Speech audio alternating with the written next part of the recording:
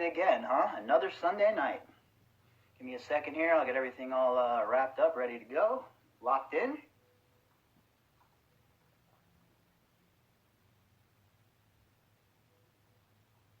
All right. I think this is live stream number 7 for us already, folks. And what we're going to do tonight is we're going to broadcast live on Spreaker as well as this live stream. All right, so what is up, everybody? So welcome to the live stream. It is Sunday night. I got all of my ducks in a row finally. Got this computer hooked up. So I had an issue with my other phone, right? I used to use 2 phones for this, and one of them crapped out. And I haven't went to get it fixed. So what I ended up doing is I went out and bought a new laptop. And that was the best idea yet. This laptop is going to come in a lot of handy moving forward for the show. Previously, I didn't need a laptop for anything besides, messing around. So I had an old Mac that I wasn't using for, any kind of productive purpose by any means. But now with this new computer, it's going to enable me to, mess around with some more video and editing and some stuff like that. Hey, what's up, Anna Maria? Anna Maria says, what's up, everybody? Happy Sunday Fun Day. Absolutely. Another Sunday, right back at it. Been quite the week, huh? All kinds of stuff coming out. The deposition happening. Movement everywhere you look. And I think it's just the beginning, just the tip of the iceberg.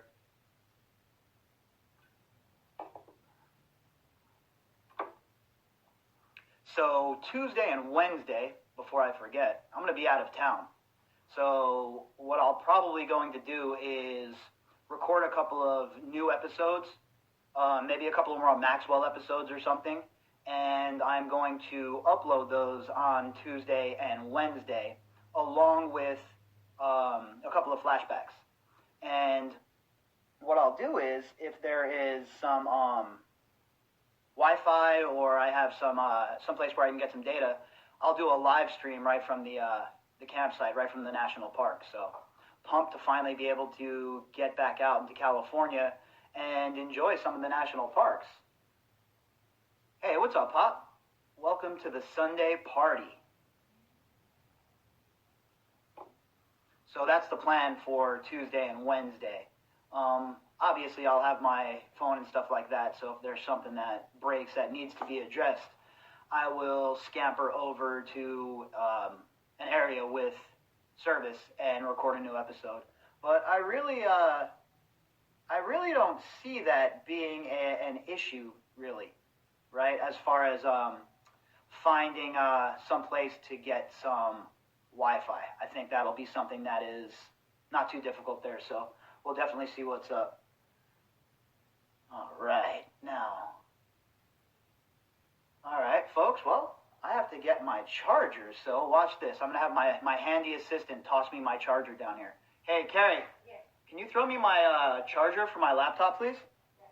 Thank you. See that, how that works? Teamwork makes the dream work, folks.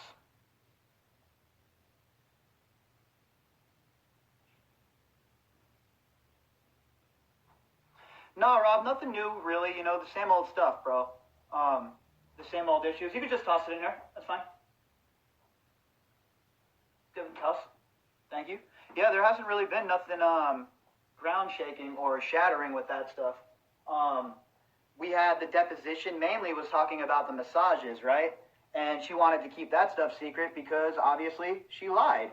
She obviously gave Jeffrey Epstein massages. She obviously hooked it up so Epstein could get those massages.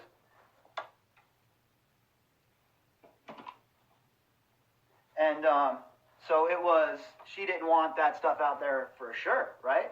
But once that stuff starts to come out, and once we have that information there for us to fall back on, it becomes a huge blueprint, in my opinion. And it provides something, in this case, that a lot of these cases that you hear people reporting on, they don't have because it's a new case, right? And that's receipts. And that's what makes this case so different. If there wasn't all of this evidence in this case, if there wasn't all of the people who have come forward, I wouldn't be going nowhere near as hard on this case, covering it and following it and chasing these people down and all of that. Because this is the kind of stuff that ruins people's lives if you're wrong, right? So that's why I'm very calculating about who we discuss here on the program. I try to stick to people who have been directly named by the survivors themselves, or people who have already been named in the media or with court documents. Because this is serious shit. This isn't a game. This isn't something where you go around and you clout chase or something, right? This is serious business. If you're going to dive into something like this, I think it's important to try and, keep everything lined up and straight and focused instead of getting scatterbrained all over the place. I can't tell you how many people I hear covering this case or read covering this case who are so scatterbrained in their approach. So it's like I can't make heads or tails out of half of it. What they're up to, what they're talking about, or how they're covering it, or how they're trying to, push their message, because it's so it's like scattershot, right? Let's just throw out a bunch of accusations and let's hope some of them stick. Meanwhile, that doesn't even need to occur in this case, because there's actual tangible proof, right, that we can sink our teeth into and label it and smack it onto the people where it belongs. And I think that is what really, really differentiates this case from these other cases that we see crack off in the news, right? Because you're only getting what is available at that time. And in my opinion, a case like this is so intriguing because you can go back and you can cross-reference everything that they've talked about previously with the new information we have now, as far as transcripts, court documents, unsealed documents, all of that stuff, right? So when you have all of that tangible evidence there, it launches an investigation into a whole new hemisphere. And that's what's going on in this case, in my opinion. It's never been a conspiracy theory, this case. That was the narrative run by them. This has always been a cover-up. Rob says, there seems to be more receipts pointing to the Dubins. So gross. 100% the Dubins are culpable in this, in my opinion. I believe that there is ample evidence at this point, enough to go on here for us to actually have this conversation and feel like we're not off target. The Dubins certainly are people that should be discussed and should be brought up and should have to answer some questions, especially considering what Virginia had to say about Glenn Dubin. So, for sure, the Dubins are definitely on the ropes. If anyone is in jeopardy of this thing spiraling out of control for them, I would definitely put Glenn Dubin and Eva Dubin at the top of that list, right up there with Leon Black. Because once the Sharks get a little taste of the blood in the water in the boardroom, forget about it. There's really never any coming back from that. And so you see Leon Black dealing with what he's dealing with, and Glenn Dubin obviously had to step back from his role a long time ago. And now it's just a matter of what exactly do they have on him and the rest of these people. And that's pretty much the point that we're at, right? We don't know. We only have circumstantial evidence. Yeah, Pop says Palm Beach owned by a charity church. There's a lot of back and forth with that, Pop. I'm of the opinion that this charity church is just taking a shot here, trying to enrich themselves, unfortunately, in all of this madness. But it's going to play out, and when it plays out, obviously the estate and the deed will be given to Glazer, in my opinion. So I think that's just some more BS, you know what I mean? Some more off the beaten path type of thread type of deal, right? And we'll keep an eye on it, obviously, but I think that when you add up all of the factors that we're dealing with in Palm Beach, especially, when you talk about somebody like Glazer, who is very, very powerful down there as it is, it's only a matter of time before that sale goes through, in my opinion.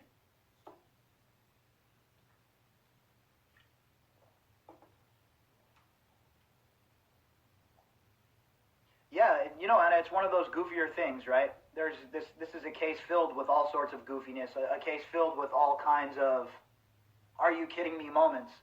And it's just another one of those moments where you look around and you say, how the hell does a charity church get involved with Jeffrey Epstein at any point? How do those even correlate?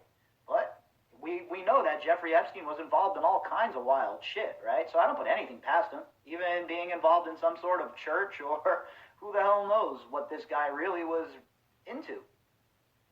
I mean, if the federal government would do their job correctly, or would have done their job correctly, we all would have known. But unfortunately, they didn't do that. So here we are trying to pick up the pieces. Anna says, maybe Epstein was trying to buy himself some good karma.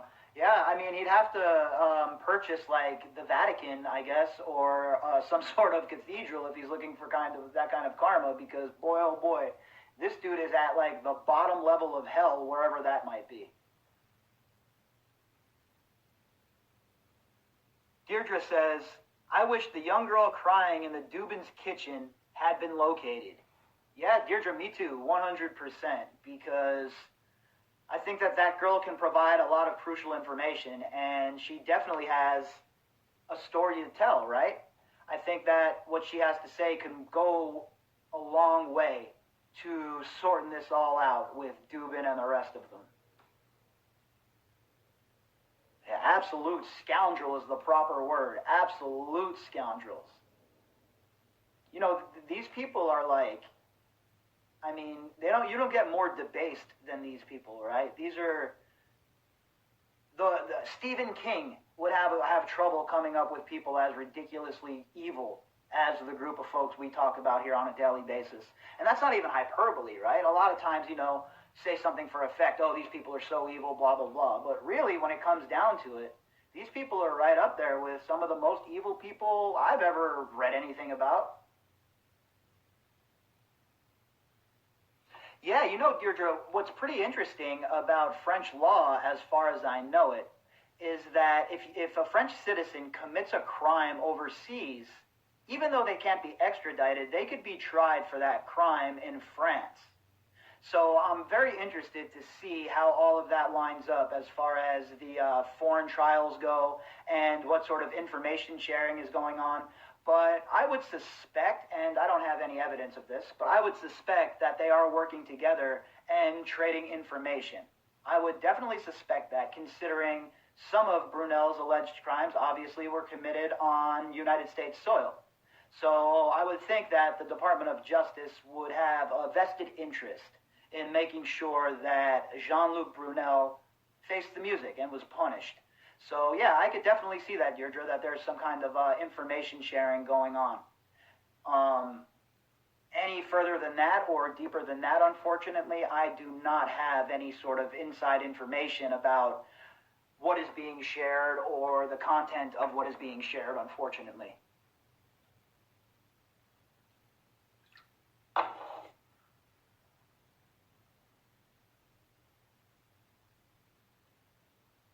Yeah, it's a pretty wild situation, right? I mean, who would have ever thought that we would have even been here, where Brunel would be in jail, Ghislaine Maxwell's rotting away in jail, chowing down on bologna sandwiches as opposed to her lettuce wrap preferred diet. So, I mean, there's been a lot of headway made in this case. From a case where nobody was getting in trouble to a point where people are facing serious social as well as professional and, in some cases, criminal pressure. So I definitely think the tide is turning, and I think that the narrative has definitely been ripped from their clutches and is now being steered by the truth. And that's the thing they fear the most. Victoria says, Brunel will get traffic charges and conspiracy with Maxwell. Yeah, Victoria, that is definitely my hope, right? They all get RICO'd, and they all get slapped with it, and it becomes just a gigantic party for all of us here one Sunday night. I'm talking popping bottles, all of it. We're getting it in. So hopefully that's the case, and the indictment is superseded very soon, and we see a long-ranging group of charges dropped on these people, because there's no way in hell that you could tell me that Keith Raniere and R. Kelly deserve to be RICO'd, but Jeffrey Epstein and his associates don't? How can anyone try and make that argument? Because I don't see how that argument could be made. And like I was talking about last week, you even have people talking about charging the Duck Dynasty Arkansas folk who went into the Capitol under RICO charges like they're an organized criminal group. These are a bunch of morons who got all gassed up on rage porn and other snake oil being pitched to them. That's all that happened there. Insurrection? Come on, we're going a bit far with the terminology here. But yeah, Jeffrey Epstein's people, none of that terminology. There's no vigor there. There's no piss and vinegar from our elected officials in that regard. I wonder why. Is there no political points to be scored? We all know that's their favorite thing in the world. Deirdre says, if this does not turn into conspiracy RICO, what the hell? It's nothing but. Yeah, it is not. 100% meets all of the parameters and surpasses them, in fact, of what a RICO case should be. And I think about all of the different RICO cases that I have seen throughout time, and it's laughable, right? If it wasn't so goddamn enraging, it would be absolutely laughable that the federal government has not slapped these people with RICO charges yet. But go ahead and open a illegal gambling house and see how quickly everybody in your family's caught up. See how quickly your 16-year-old nephew is harassed by the FBI and tossed in the back of the car and hemmed up. See how quick that shit happens, because it will. Anna says, do you think they have an ally in the Justice Department that could be helping them avoid a RICO situation? Anna, you know what? I'm really not too confident in Merrick Garland and this new Justice Department. I mean, they're continuing to pursue Assange. It's all bad in my opinion. So, no, I don't have any. I mean, I don't know if there's somebody that's helping within the Justice Department, but I don't think that there is any serious vigor going on there. And, you know, already one of the people in Joe Biden's administration, the press deputy or whatever, the secretary press deputy or whatever, had to resign because he was talking about ruining none other than Tara Palmieri's career. Really? Tara Palmieri, huh? That's who you choose to target? You're in the White House for 2 days, bro, and you decide to go after Tara Palmieri. Absolutely ridiculous. One of the most ardent supporters of these survivors being absolutely hatchet jobbed attacked. And at first they were only putting them on leave instead of firing them. It's ridiculous. It's absolutely ridiculous. Well, Pop, you're right there. Yes, Denise has called out Darren and Richard, but they or their enablers are still in charge. Well, it has to work through the courts, unfortunately. You know, there's all of these, and this is what I talk about, the legal loopholes and the rigmarole. It was never put in place for us. It was never put in place to make things easy. All these laws and stuff were put into place to make it easy for them, but not for the common person.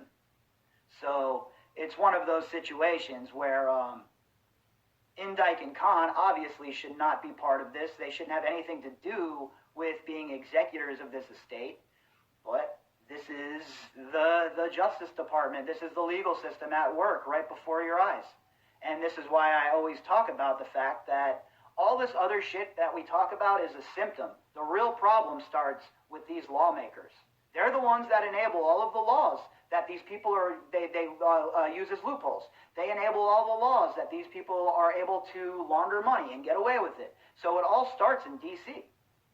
That is the core of our problem. That's where everything starts. And as much as I despise the financial sector and the scumbag hedge fund dudes, they're only playing amongst the rules that were instated by the scumbags in D.C. So really, when we get all agitated and all fired up, and I've seen people like cheering on the Democrats in D.C. like they're the good guys, it's laughable at best to me to watch people play politics at this point. How much more do you need to see in front of you to understand that none of these people care? If they cared, they'd be caring about issues like this. But they don't care. So I think that the situation with Indike and Khan is absurd, and they should be removed. And I would hope that there are levers that are being pushed right now by the federal government and by Denise George to try and do just that. Am I confident that it's going to happen? No, not confident with anything coming when it comes to the federal government at this point. You know what I mean? I think that people who were overzealous thinking that once 45 was voted out, that things were going to be so much better and everything would be moving like a well-oiled machine. I told those people that they were wrong then, and now it's just coming to light, unfortunately. Rob says, for the people like the Core 4, more that we know are criminally involved, are they just going to be called in when the trial starts, or would they be arrested sometime before? I think it would depend. If they're acting as witnesses in the case, then obviously they're not going to be arrested and remanded to custody right now. If they're cooperating, that is, right? So if they're cooperating, then they're going to have certain benefits that they would not have if they weren't cooperating. The government loves a stool pigeon, and they're going to make sure that those people are comfortable, at least up until the trial begins. Then, after the trial starts or ends or whatever, after these people testify, they might just avoid a trial altogether and plea right out. Now, depending on their role within the organization, it's very hard to plead out under RICO and not get any time. You have to provide a treasure trove of information for that to occur. Put it this way, Sammy the Bull Gravano provided, basically destroyed the Gambino family, right? And he was on the hook for 19 murders. During his proffer agreement, when he sat down and was king for the day, he copped to all of that shit. And the government still got in bed with him because they felt that the means justified the end, right? They basically got in bed with a serial killer because the means justified the end. So if anyone thinks they won't cut a deal with anybody involved in this case, you're wrong, they will. It just depends on what these people can provide and what sort of fat they're going to get trimmed off of the meat, so to say. But it really all comes down to the kind of information that's provided and what the prosecutors are looking to do. If the prosecutors have enough without the Core 4 coming forward, if they have enough without these people rolling over, then they're going to bury them and hang them from their thumbs, right? Like this was a pagan assault of the Romans in the Teutoburg Forest. It's going to be on. But if they feel like they need more, or if they feel like the Core 4 can provide more to go up the ladder per se, then they might cut them a deal. So we'll see. And that's usually the way it works in cases like this. There are deals cut. It just depends on who gets them. I mean, personally, I don't think it was worth taking out the Gambino family by getting into bed with someone who murdered 19 people, probably more. And how many people did Sammy the Bull order murdered, right? But no, still, all good. And now, nothing against Paisano Sammy the Bull, right? I don't know the guy personally, but he's on YouTube and his videos are monetized. How do they justify any of that? All I'm looking for is a bit of consistency. But can't even have that. And if you ask for that, then obviously you're not moving with the system. You're not, you're causing problems. So it's just a bunch of, it's a clown show really is what it's become.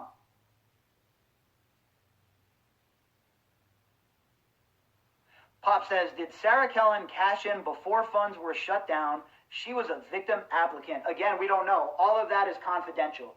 So unless there's a leak of some sort, I don't have that answer for you. I would think that the answer is no. I would think that Feldman, the fund, and the attorneys would be adamant that that doesn't occur. And also, I think if Kellen Vickers is cutting a deal with them, right, then definitely she's not getting any money out of that. Rob says, I hope Kellen didn't get any money. Ridiculous. No, I don't think she did, right? I don't know for sure. Remember, again, folks, I'm just speculating like you guys here. I don't know for sure. But I would think that she did not get any of this money. She might have put the claim in, but just because you put the claim in does not mean it's going to be accepted. It doesn't mean that the fund is going to acquiesce to your demands and start, doling out the dough. So I highly doubt she got any of that money or that she would be able to get any of that money. But again, in this sordid-ass tale, who the hell knows, right? We just have to keep being consistent with the way we follow this case. Victoria says, we have laws in Australia. You can't profit from crime. We have laws like that here in America too, but we also have the loopholes that I always talk about. And if you have enough money, money walks, right? I mean, money talks. And they can get those loopholes into play. Deirdre says, is it possible that the case will be televised? Good question. I don't know. I know that the federal court has a link that you can log into and watch from your computer from home, the proceedings. And I'm sure that that's going to be available as well. But I plan on being there to cover the case. So I will go live on my live stream when I am not in the courtroom and drop updates as the whole entire thing's happening if there's no video footage of it. Anthony says, as long as you pay taxes on those crimes and grease the right palms, you're good. Yeah, the only crime in so-called elite society is being broke, homie. That's it. Deirdre says, that'd be some OJ-level optics. I think you're right. I think that there's that much interest in this case. There's a lot of people that are interested in what's going on here, and it's not just in America, obviously. This is a worldwide situation where people are very interested in what's going on. So I think it's going to be a zoo anyway. Carrie and I watched that Britney Spears documentary today that's on Hulu, Saving Britney or whatever it was called. I'm not too hip on the situation. That's the first I learned about it today.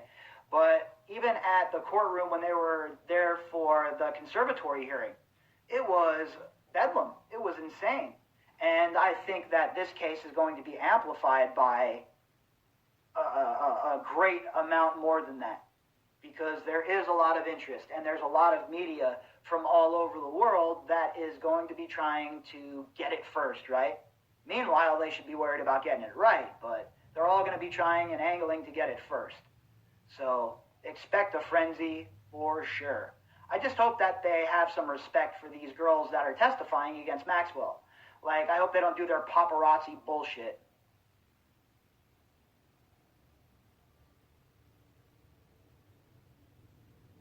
Rob says, I hope the movie theaters are back open in July because I'm going to need some good popcorn once this trial starts. Yeah, for sure. My hands are going to be buttery as hell, bro. I'm going to have to hire somebody to feed me popcorn with a spoon so I can type. I'll just be sitting here and, be feeding me. Somebody come and squirt me with some water. I'll be sweating under my headband. Yeah, I'm good. Show me some water. That's what it's going to be like, for sure. It's going to be can't miss TV. No doubt about it. And I really think and hope that when all is said and done, that we're going to get that guilty sentence at the end of it all. Deirdre says, I'm picturing folks camping out, think lines for concert tickets circa 1986. Look, I don't doubt it. We have people camping out for the DMV here in Nevada right now. People are camping out like a day early so they can go get their ID. It's absolutely bananas. So I could see that for sure.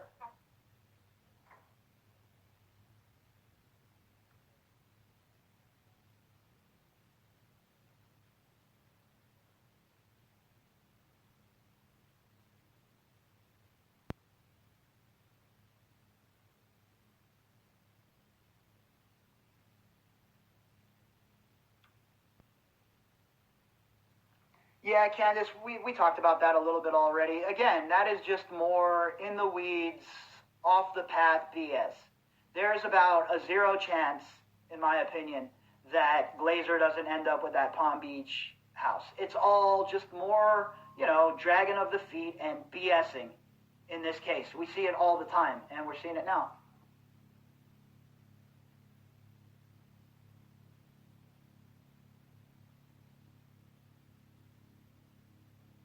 Yeah, Angel says we may get a guilty sentence on Maxwell, but perhaps the job is done. The people she worked for will walk free unless we are super on the case. As many as people synchronized as possible. That's definitely the key to victory. As many people as possible pushing forward in this case. Now, I've said it from the very beginning. I'm not too sure how far up the tree this is going to go after Maxwell. It's my opinion that the core four and Maxwell here, if they get arrested and they go to prison along with Brunel, I think that we got to chalk that up as at least some sort of victory. Now, the rest of the people involved, I think all of them are going to be tied into this financially. It just comes down to what sort of backbone is Biden's Department of Justice going to have. Do they have the wherewithal to see this all the way through and expose all of this dirt?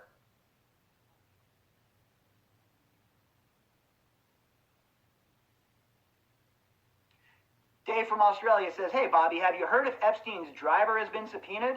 He must have stories of picking up and taking home young girls. Yeah, there has been some talk about the driver.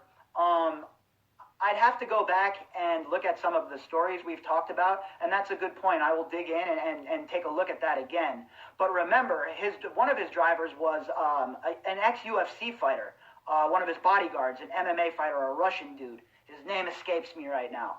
And that dude was interviewed by a journalist, and that was a pretty explosive interview that he gave. I did an episode on that, so you know what I'll do? I'll post that as a flashback in the next couple of days, and that way you guys can dive back into that and to look at that a little bit more, because I think that eventually we might even see him get subpoenaed as well.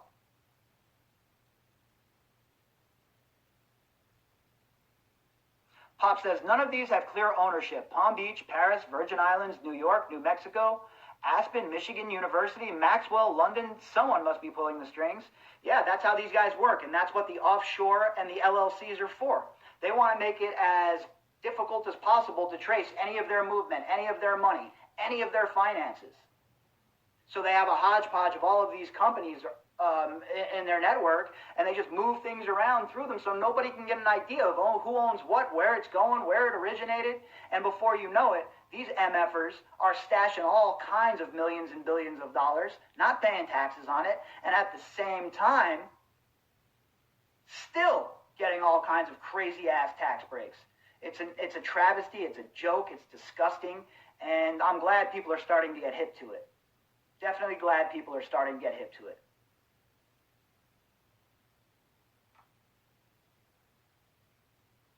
Rob says, the work's already been done. They just need to actually have the spine to go up the ladder. 100%, Rob, and that's what it comes down to. You know, the ball is now in 46's court. Is 46 and his Department of Justice going to pursue this to the ends of hell like they should? I would hope they would with the big game that they talked. I really hope that they will, but I guess we'll see.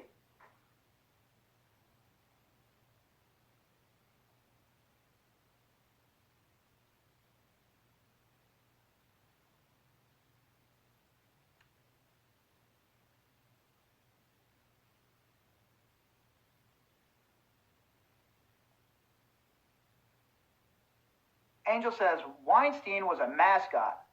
Maxwell cannot be just that. Her sister Isabel's operation have just been a huge implications. Even more, she has taken the software hegemony to the World Economic Forum Great Reset stage for her handlers.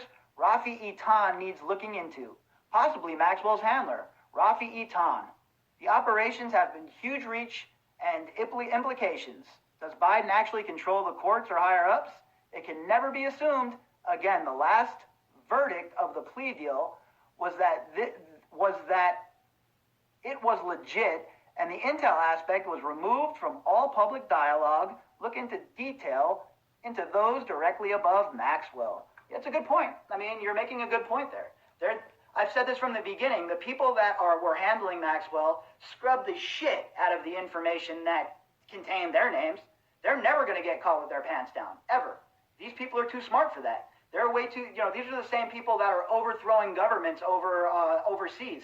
These are the people that are initiating this right here on the shores of America. Right under our noses, brazenly, at the White House, colleges, at the highest levels of the financial sector. So, yeah, no doubt about it.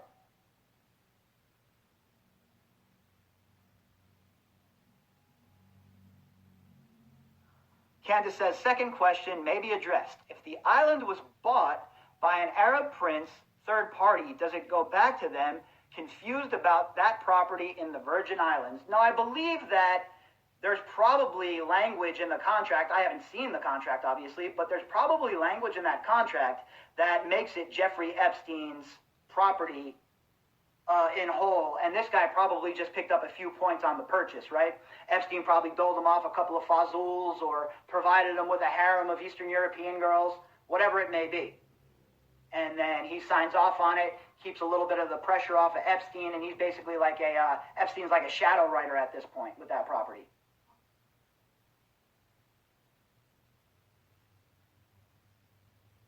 Give me 1 sec, folks. I'll be right back.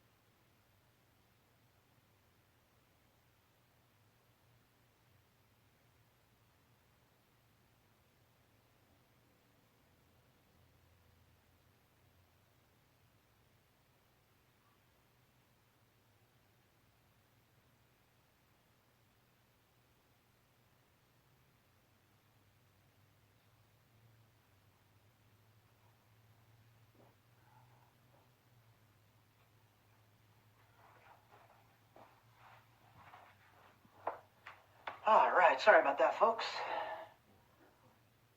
Oh, well, look who it is, a surprise visitor from upstairs, huh? Well, there she is, folks, the actual real brains behind the operation. Without her, there'd be no way that this podcast would have ever happened, so everybody should definitely give Carrie her props. Oh, show. I would never have the time. Ever to focus on this podcast if she wasn't so understanding and just my ride or die.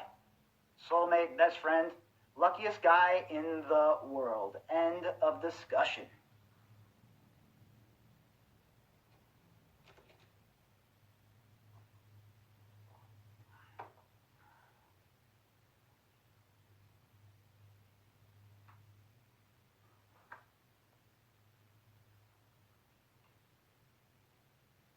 So for those of you who are just listening on the live stream, my amazing girlfriend Carrie is on the Facebook live stream right now, and she is chatting with some of the listeners.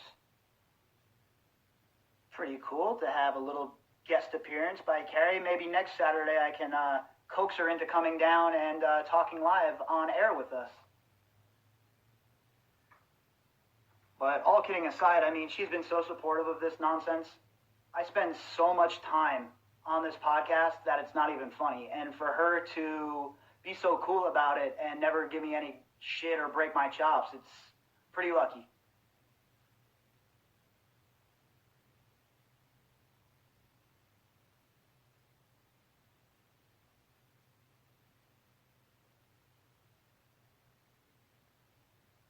Oh, yeah, Victoria, I saw that video. Victoria said, I saw a great video on Maxwell's today on Tortoise. I tagged you.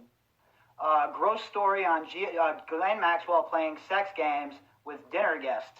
Yeah, she was disgustingly gross and wild. So, I mean, I don't doubt that for a minute. She was definitely doing all kinds of wacky shit. Rob, I talked to Maria quite a bit. Every other day, every day, pretty much. You know, yeah, she's doing well. She's hanging in there. She's really hanging in there, and tough road. It's a tough road coming back from something like what she's dealing with. So she's healing, she's doing well, and I'm sure she'll be popping into Twitter at some point to, drop a little bit of a hello to everybody. I'll make sure I let her know that everybody said hello, though, and everybody's wishing her well. Hey, thank you, Kristen. I appreciate that. Kristen says, Happy Valentine's Day to you both. You do a great job of explaining things. I just try and do my best. I try to explain things the way that I'd want them explained to me, right? It's just a common person. We don't need all the big fancy words. We don't need to act like we're all from Harvard. That's all fine and well, and you can keep the flowery prose, right? I'm here to get to the meat of the situation. I'll save that flowery shit for my writing, not for when we're here on the podcast and stuff. So I just try to break it down, in the basic terms that I think the common folk, the working class man would understand. And that's pretty much just the way I break it down. What's going on, Aritas? Welcome to the party, my friend.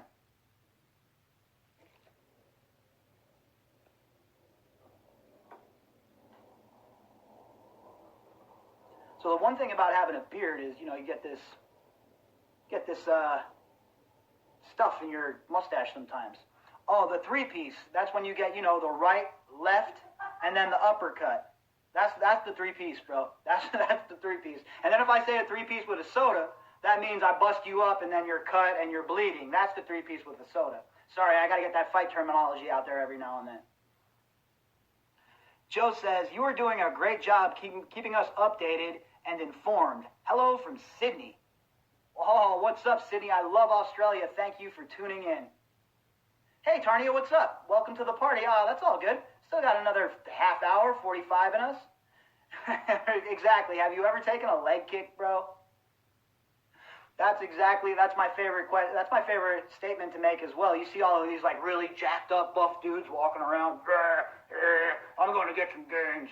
And I'm thinking to myself, bro, one leg kick and your whole entire life is going to change. Shut up, go have a protein shake, and get out of my way.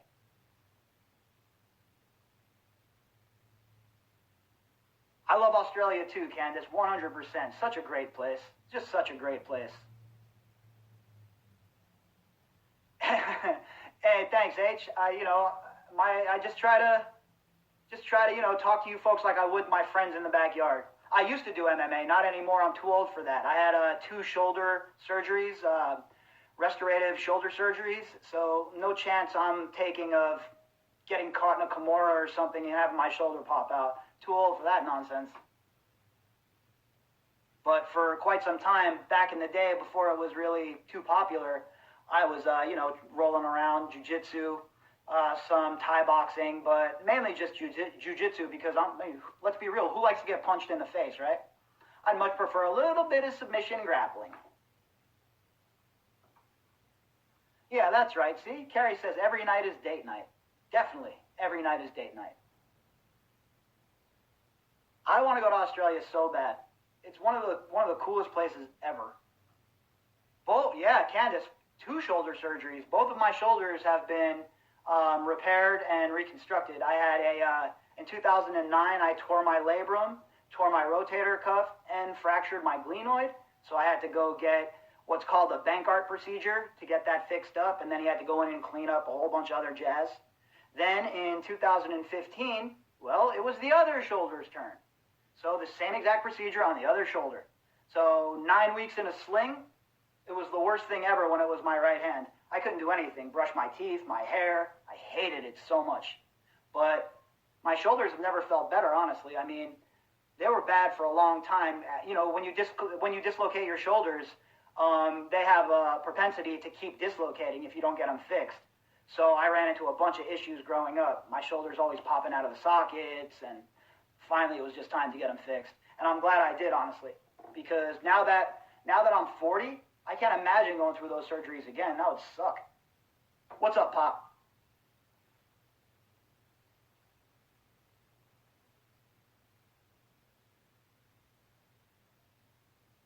H says, hey, do you think Epstein's money was never his but the government's, and that's why they're taking it back?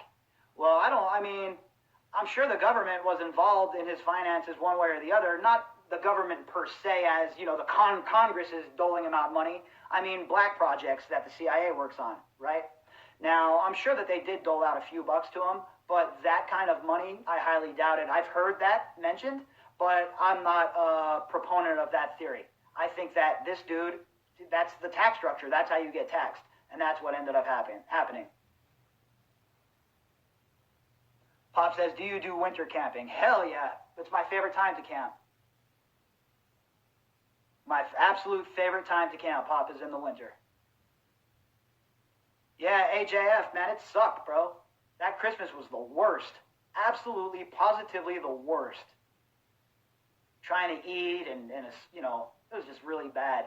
After my second shoulder surgery, like 10 days after my surgery, we go to a concert at the House of Blues to go see the band Otherwise. My boy Adrian was in here a little bit ago. I don't know if he's still in here. If not, you guys should check out Otherwise anyway. Fantastic band. So we go to the House of Blues to see them. I'm in a sling, right? So we're up in the VIP area. There's like these tables, and Adrian hooked us up, and I'm there with all my friends, and we got a lot of them. So we're posted up, and down on the floor, my friends start getting into this huge, gigantic fight. So the whole place erupts. Like they're on the floor, they're fighting, dudes are getting smashed on, and here I come, hobbling down like I'm going to do something right off of my chair. I get about 3 steps away from the table. I turn back around and go sit my ass back at the table and watch the melee. What is wrong with you? Sit back down and watch.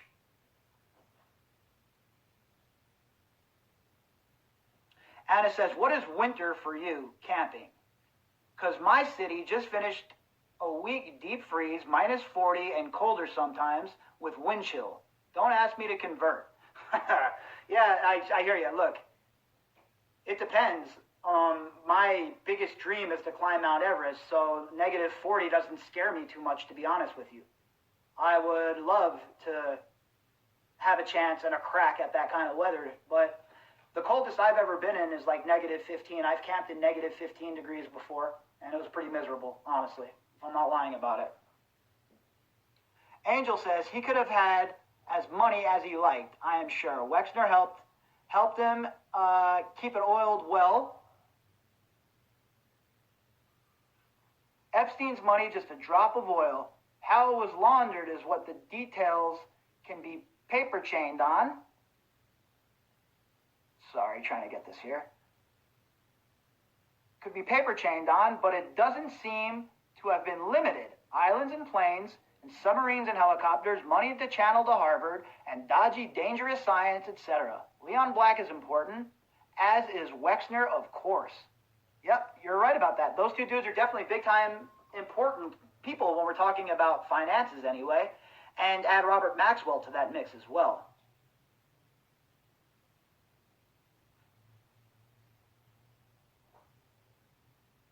You know, H, I don't really feel bad because she had the ability to know better, right?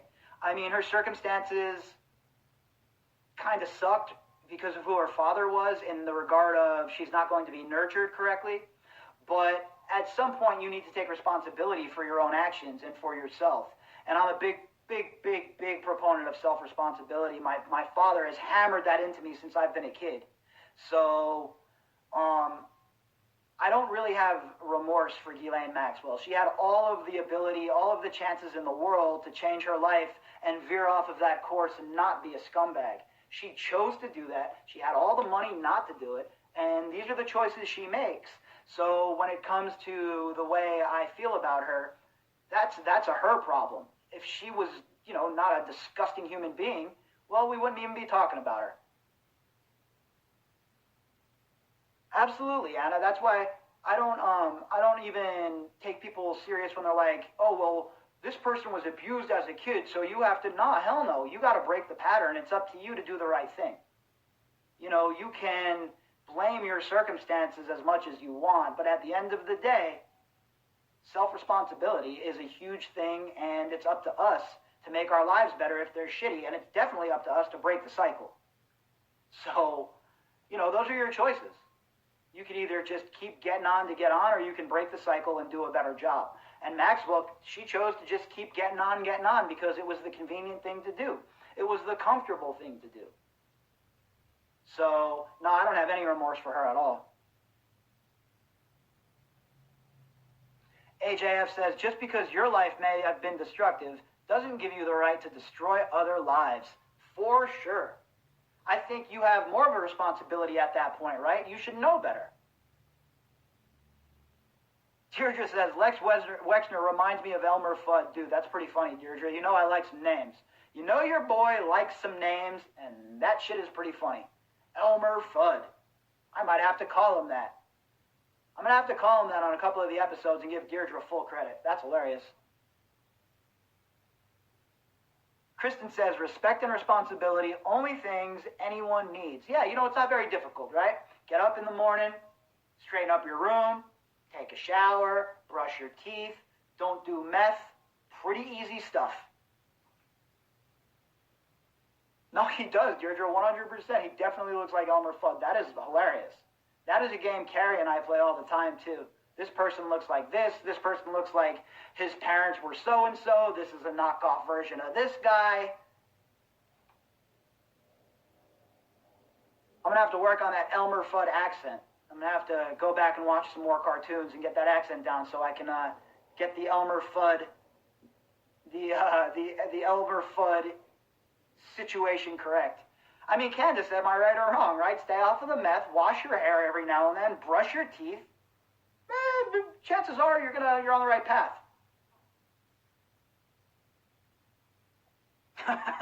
You don't want me cross-stitching anything, Deirdre. My hand will end up attached to it. I was the worst stitcher in the history of the world. I can sew just barely enough to make sure that if my gear rips while I'm out backpacking, that I can do a good enough job on it till I can find someone on the trail to help me.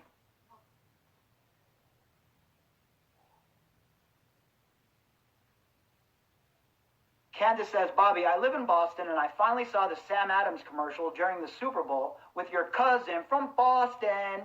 Now I know what you're talking about. Yeah, that's totally Borgerson, right?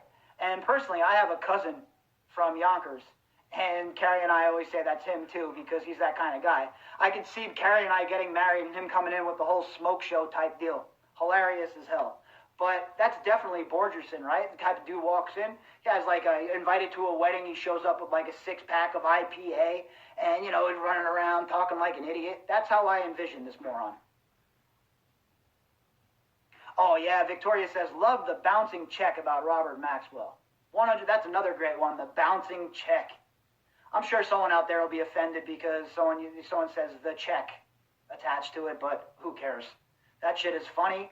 And guess what? Sometimes when it's effed up, if it's funny, it's still funny.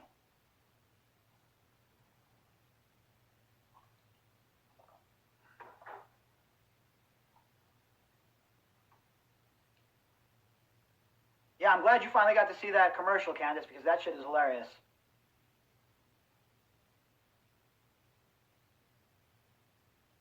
Pop says, Les, bigger player than you think. New York apartment was wired with cameras before Jeffrey Epstein supposedly took over.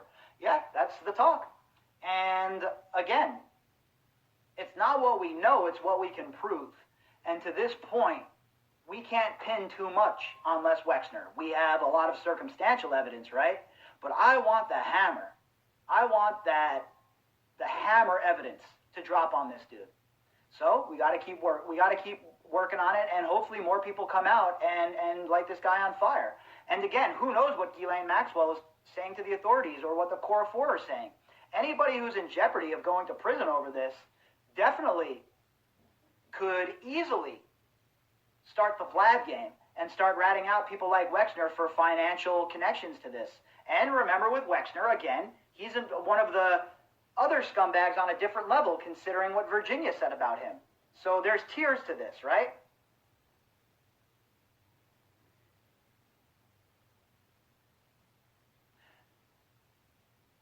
Angel says, are the Core 4 being questioned? I would think that they are, Angel. I mean, I honestly would think that they are. And it certainly smells that way, if you get my drift. when you take a look at all of the signs and you look at how everything's breaking, it certainly looks like that's happening. And again, I would not be surprised if they're ratting on Maxwell right now, looking to get a better deal for themselves. Happens in every criminal enterprise. When people start getting nailed, the snitching begins. And before you know it, you're just a regular old schnook eating ketchup on your spaghetti. I hope so too, Candace. I definitely hope so too. Pop said, is it possible Les is truly an upstanding member of the community? I mean, I guess anything's possible, Pop. Maybe I am a grandmaster of chess and I just don't know about it, considering I am possibly the worst chess player of all time. Rob says, did you ever do an episode on Emmy Taylor? I don't know much about her. I did, Rob. I definitely did. I will post a flashback of that, in fact.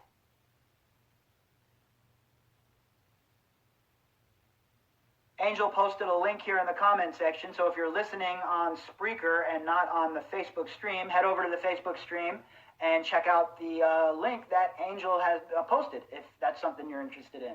See, that's another reason I love these Sundays, folks. When we all get together, I learn as much from you folks as you learn from me.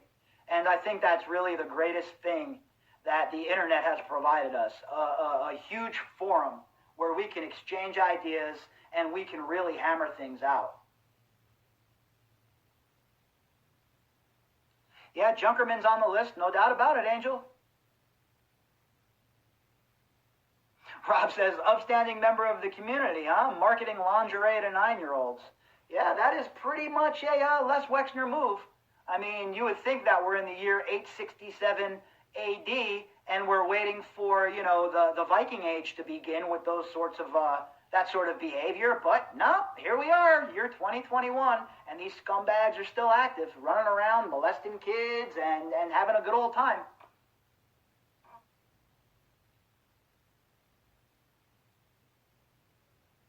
Angel says, but take care, because people have had accounts banned for mentioning her. Yeah, look, I'm at the point right now where I don't even care about any of that stuff. I don't even consider myself part of their stupid world. I don't know how many times I have to say this. Even if I didn't have the audience that I have, I'd be out on Las Vegas Boulevard with a bullhorn yelling and screaming about this shit. That's how mad it makes me. You see, it takes a lot to get me this invested in something. I have like other shit I could be doing, a lot of other things I could be talking about. But these people, for so long, nobody stood up and started calling them out or asking questions or really needling the media. Nobody was breaking the chops of the legacy media, calling them out. And when I started reading the articles on air, it was obvious that they were just scratching the surface and they weren't going deep and they weren't attempting to help the survivors. And now, look at the way go back and read some of the articles before we all started talking about this. Then read the articles nowadays and see how the tune has changed. They're called survivors now. The whole entire tune has changed. And if it wasn't for all of you folks being this interested in it, that would have never occurred. Angel says, fully behind you, Bobby. You are incredible, and it does make a difference. Thanks, Angel. Look, I just, sometimes when I see something or hear about something, it enrages me so much that I'm not just going to sit around and be a coffee shop revolutionary. I'm going to get on the ground. I'm going to get into the mosh pit, and I'm going to make some noise. You got to pick your battles, though, right? You can't be one of these people where everything is the hill to die upon. But for me, this is certainly where I have chosen to make my stand.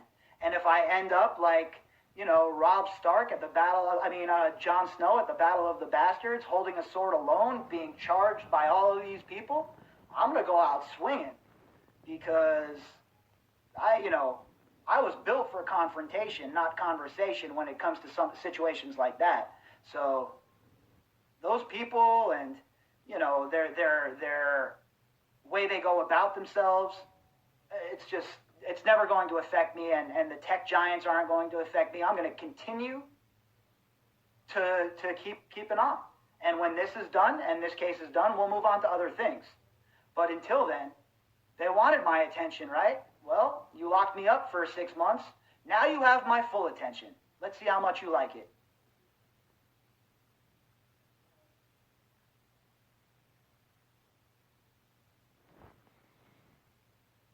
Candace says, the media has been complicit with the perps. I'm sorry, fading fast. Thank you, Bobby. Love the Sunday night chats. See you next week.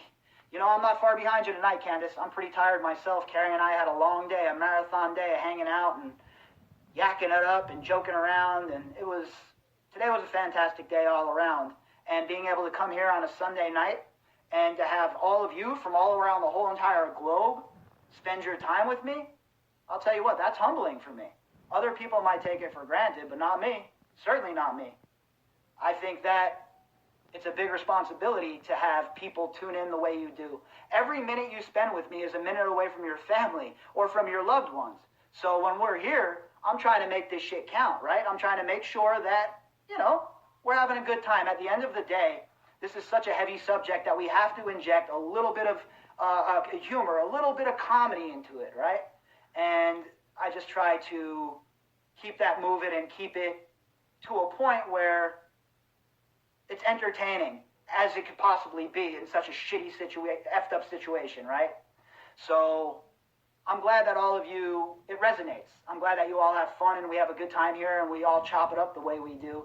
These Sundays are the best. I mean, I'm telling you right now, that's not even me blowing smoke up your ass. I love these Sundays. So I think we're going to wrap it up here with that tonight, folks. Seems like a perfect segue to get out of Dodge. I will be back tomorrow morning. I plan on doing 2 episodes tomorrow, considering it's Monday and probably some new news out. But the new schedule I'm on is I've been doing a flashback episode about 10 or 11 o'clock at my time, and then I get up and I do a flashback episode before the morning update. So I'm just trying different things out, right? Seeing what works, seeing what doesn't work, seeing what you folks enjoy. So that's what to expect as far as the schedule this week, what to look for with the episode updates.